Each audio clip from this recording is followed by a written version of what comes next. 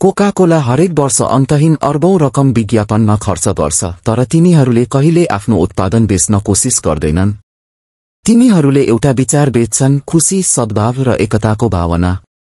तर केहीले भन्छन् कि यो एउटा विचलित गर्ने सत्यबाट ध्यान हटाउने प्रयास हो। यस कम्पनी विरुद्ध धेरै गम्भीर आरोपहरू छन्। तिनीहरूले रोग, सुक्खा, शोषण र अझ धेरै खराब कुराहरूको कारण बनेका छन्। त्यसैले तयार हुनुहोस्, हामी कोका-कोलाको अविश्वसनीय इतिहासको यात्रामा जाँदैछौँ, जुन 3 फरक शताब्दीहरूमा फैलिएको छ। हामी जाँच गर्नेछौँ कि कसरी कोका-कोला साँच्चीकै विश्वको सबैभन्दा चिनिने ब्रान्डहरू मध्ये एक बन्यो र के मूल्यमा। किनभने एउटा कुरा निश्चित छ, तपाईले मानिसहरूलाई चिनी मिसिएको पानी बेचेर साम्राज्य निर्माण गर्न सक्नुहुन्न जबसम्म तपाईले उनीहरूलाई सत्य बताउनुहुन्न। अध्याय 1, कोका-कोला साँच्चीकै कसरी सुरु भयो। कोका-कोलाले तपाईलाई ताजगीको नयाँ अनुभूति दिन्छ। 1880 को दशकमा डाक्टरहरू विरुद्ध एउटा प्रतिक्रिया थियो र मानिसहरूले घरेलु उपचारहरू प्रयोग गर्न थाले। यस अवसरलाई फाइदा उठाउँदै धेरै धोखाधडी गर्ने उद्यमीहरूले विभिन्न प्रकारका औषधीय गुण भएको दावी गर्ने पोषणहरू बनाउन थाले। तिनीहरूको अधिकांश खतरनाक र अप्रभावी रसायनहरूको मिश्रण थियो, तर कुनै नियमन नभएकोले तिनीहरूले जे पनि दावी गर्न सक्थे। एउटा लोकप्रिय पेटेन्ट औषधि बिनमारियानी थियो, जसमा वाइन र कोकेनको मिश्रण थियो, जसले लगभग कुनै पनि रोग वा बिरामीलाई ठीक गर्ने दावी गर्थ्यो जबसम्म तपाईले दिनको 3 गिलास खानुहुन्थ्यो। यस पेयलाई एकजना मानिसले धेरै मन पराउँथे, जोन पेम्बर्टन, एक युद्ध बिरामी जो युद्धमा गम्भीर घाइते भएका थिए। डाक्टरहरूले उनको मृत्यु हुने सोचेका थिए र उनलाई मोर्फिन दिएका थिए ताकि उनको अन्तिम घण्टाहरूमा पीडा कम होस्। तर जोन कसरीतरी बाँचे, तर उनलाई मोर्फिनको लत लाग्यो। यसैले जब उनले बिनमारियानी पेय पत्ता लगाए, उनी यसमा आबद्ध भए। उनले सोचे कि यसले उनलाई मोर्फिनको लतबाट मुक्त गर्न मद्दत गरिरहेको छ र निश्चित पनि यो पिएपछि उनले राम्ररी महसुस गरे। तर यो औषधीय भएकोले होइन, यसमा वाइन र कोकेन थियो। तर पेम्बर्टनले यो पेय मन पराएकोले, उनी आफै एक रसायनशास्त्री भएकोले उनले आफ्नो संस्करण बनाउने निर्णय गरे। 1884 मा उनले फ्रेन्च वाइन कोका सुरु गरे, जुन बिनमारियानीको नक्कल थियो र केही थप सामग्रीहरू थपिएको थियो। तर यो नक्कल पेय चाँडै नै कोका-कोला बन्ने थियो। अध्याय 2, कोका-कोलाको शानदार उदय। पेम्बर्टनको मृत्युभन्दा ठीक अघि उनले कम्पनी 2300 मा एसा क्यान्डलर नामक एक महत्वाकांक्षी कामकाजीलाई बेचे। क्यान्डलरले अन्य मानिसहरूको शेयरहरू खरिद गरेर कम्पनीलाई पूर्ण रूपमा आफ्नो नियन्त्रणमा लिए।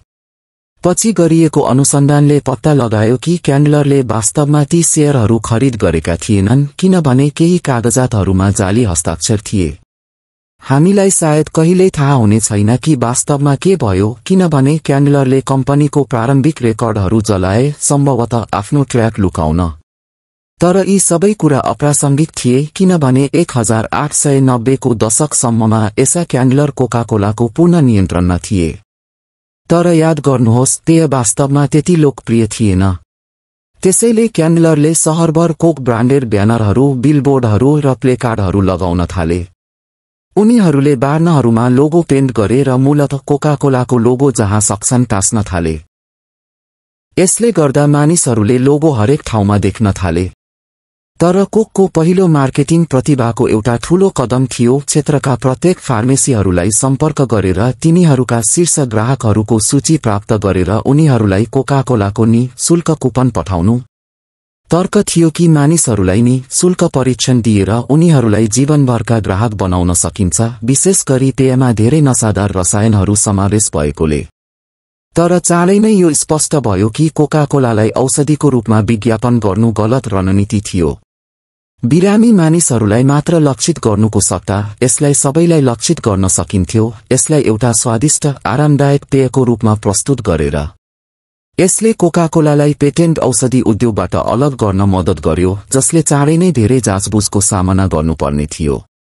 कोका-कोलाको मास मार्केटिङ रणनीति ठूलो हिट थियो र कम्पनीको बिक्री तीव्र गतिमा बढ्न थाल्यो। क्यान्डलरले विज्ञापनमा धेरै पैसा लगानी गर्न थाले र चलचित्रका स्टारहरू र एथलिटहरूलाई पनि पेयको प्रचार गर्न भुक्तान गर्न थाले। कोकको सफलताको धेरै भाग यसले मानिसहरूको दिमागमा सकारात्मक, स्वस्थ छवि सिर्जना गरेको थियो। क्रिसमसको समयमा उनीहरूले सान्टा क्लाजलाई पनि आफ्नो विज्ञापनमा प्रमुखता दिए, जसले कोका कोलालाई क्रिसमसको खुशीको साथ जोड्न मद्दत गर्यो। यी सबै विज्ञापनहरूले कोका कोलालाई विश्वभर चिनिने बनाउन मद्दत गर्यो। अध्याय 3 युद्धको लाभदायक व्यवसाय। दोस्रो विश्वयुद्ध सुरु भएपछि चीनीको रासनिङ घोषणा गरियो। तर कोका कोलाले अझै दावी गर्यो कि उनीहरूलाई चीनीको रासनिङबाट छुट दिनुपर्छ, किनभने कोक एक आवश्यक युद्धकालीन उत्पादन हो। अझ अजीब कुरा के भने सरकारले सहमति जनायो। यो मुख्यतया कोका कोलाले सरकारलाई लबिङ गर्न धेरै पैसा खर्च गरेकोले भयो। कोकले सरकारलाई कोकको फाइदाहरू बुझाउन धेरै अध्ययनहरू खर्च गर्यो।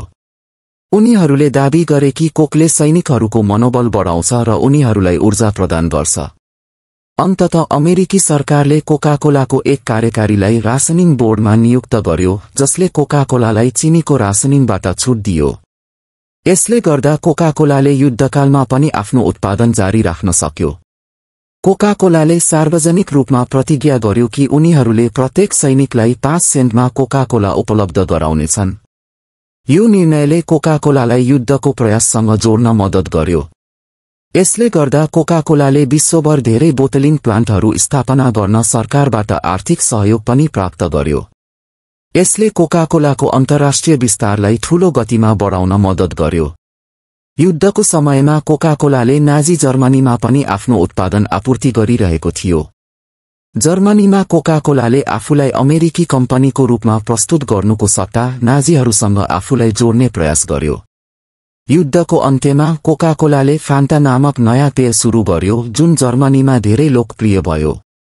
यसले कोका कोलालाई विश्वभर फैलिन मद्दत गर्यो।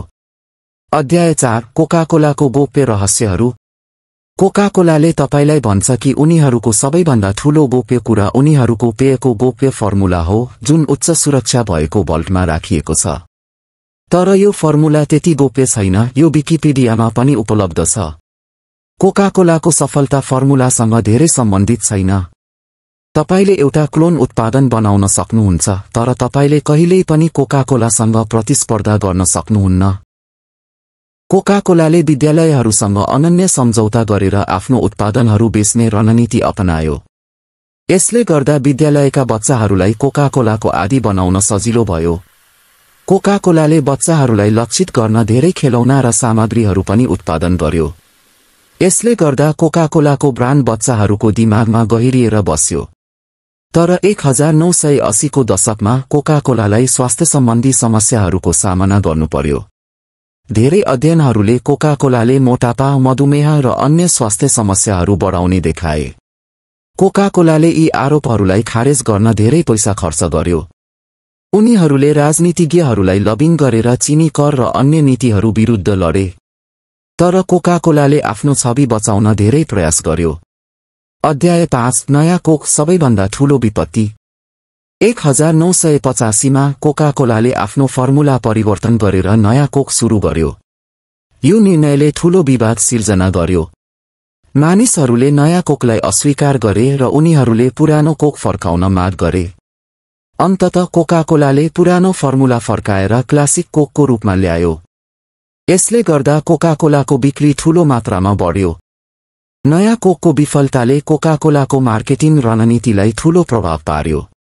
यसले मानिसहरूलाई कोका कोलाको महत्त्व बुझाउन मद्दत गर्यो। कोका कोलाको सफलता यसको उत्पादनको स्वादमा नभई यसको छवि र मार्केटिङमा निर्भर छ। निष्कर्ष, कोका कोलाको इतिहास धेरै विवादहरूले भरिएको छ, तर यसले विश्वभर मानिसहरूको मन जित्न सफल भएको छ। कोका कोलाले मानिसहरूलाई आफ्नो उत्पादनको स्वादमा नभई यसले प्रतिनिधित्व गर्ने खुशी, साथ र यादहरूमा बेचेको छ। यसले गर्दा कोका कोला विश्वको सबैभन्दा चिनिने ब्रान्डहरू मध्ये एक बन्न सफल भएको हो। धन्यवाद।